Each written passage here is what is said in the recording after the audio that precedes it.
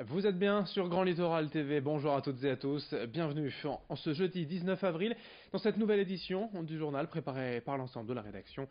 On démarre par vos prévisions en météo et pour notre plus grand plaisir, pas de changement en vue, toujours autant de soleil et de ciel bleu prévu aujourd'hui. Il pourrait même s'agir de la journée la plus chaude de la semaine avec un maximum de 25 degrés annoncé aujourd'hui à Saint-Omer et au Touquet, un peu moins tout de même du côté de la mer du Nord, 20 degrés à Calais et à Dunkerque. Les prévisions complètes de la chaîne météo, bien évidemment juste après ce journal. Une première information d'abord à la une, la fin du mouvement de grève des agents de ramassage des ordures ménagères de l'agglomération de Saint-Omer. Les syndicats et le président de la CAPSO, François Decoster, sont parvenus à un accord hier midi lors d'une réunion d'urgence. La quarantaine de grévistes demandaient et ont obtenu une meilleure prise en compte de la pénibilité de leur travail. L'accord prévoit de passer de 3 jours de repos exceptionnels par an à 5 jours et demi, mais désormais les agents devront effectuer la totalité de leurs heures prévues, soit 1607 heures par an, comme le préconisait un rapport de la Cour régionale des comptes. Cet accord entrera en vigueur au 1er janvier prochain. Les explications du président de la CAPSO, François Decoster, au micro de Louis Caillé.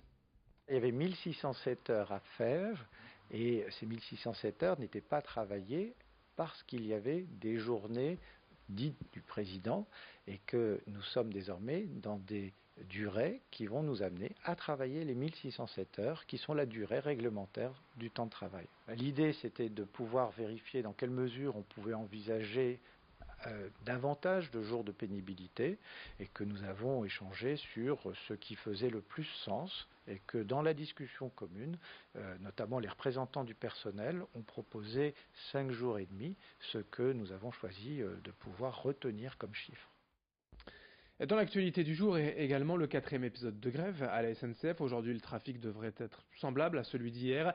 Moins de 2 TER sur 10 en circulation, un TGV sur 3. Près de 80 bus de substitution mis en place dans la région et comme d'habitude, les infotrafics sur l'appli SNCF et le site ter.sncf.com. À Calais, des images d'un incendie hier matin en plein centre-ville au café L'Impérial, boulevard Lafayette. Un établissement installé là depuis 28 ans et entièrement détruit en quelques heures. Heureusement, pas de victimes à déplorer.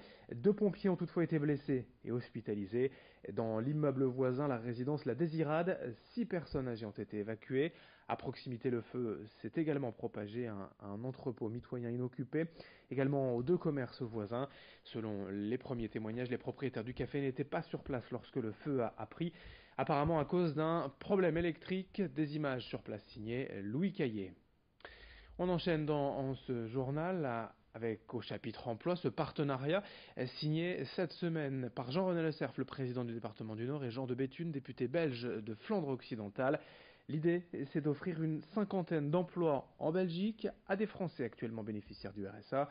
De l'autre côté de la frontière, en Flandre occidentale, le taux de chômage est à peine de 3 à 5%, un chiffre bien inférieur évidemment à celui de la région.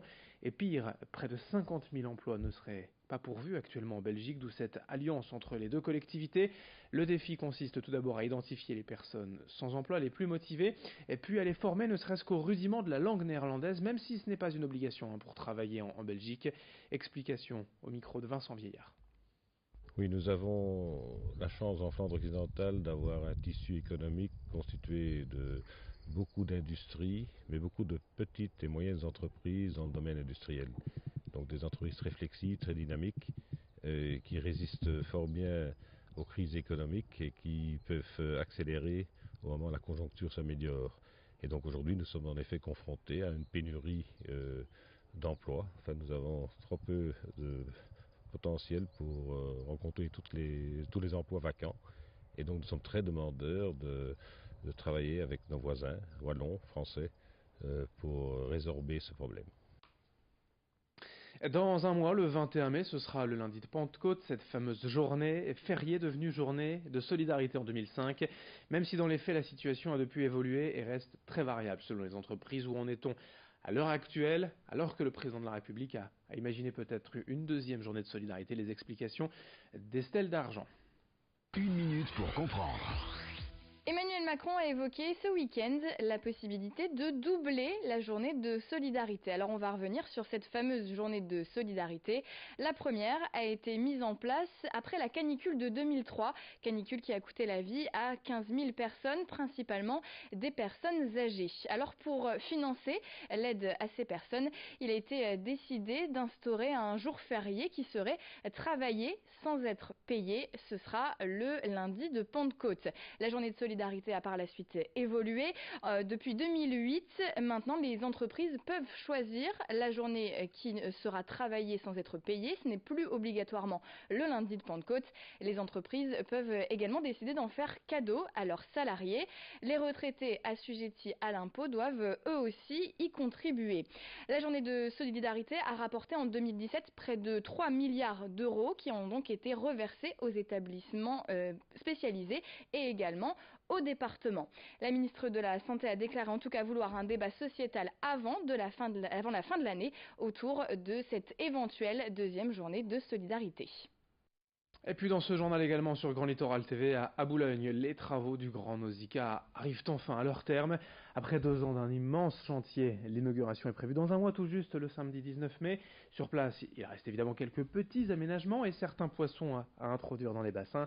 Pour rappel, la surface totale de Nausicaa a été doublée, avec notamment le nouveau parcours Voyage en haute mer et son grand bassin, équivalent de 4 piscines olympiques, prêtes à accueillir donc près de 250 espèces avec cette immense baie vitrée de 20 mètres de long, 10 000 mètres carrés, 58 000 animaux, 1600 espèces. Avec cet agrandissement, Nausicaa doit devenir le plus grand aquarium d'Europe et espère ainsi atteindre le 1 million de visiteurs annuels. Explication au micro de Louis Caillé. C'est vraiment recréer l'environnement de l'île de Malpelo qui est au large de la Colombie dans le Pacifique. Et donc pour faire toucher du doigt ce que ça peut être qu'un peuplement de la haute mer, puisque la haute mer est peuplée d'animaux qui sont des grands migrateurs comme les requins et les raies. Aujourd'hui on en est à 12 000 poissons et donc à l'ouverture on attend encore beaucoup de poissons d'ici l'ouverture et donc le 19 mai à 9h30 on ouvrira avec un spectacle fabuleux.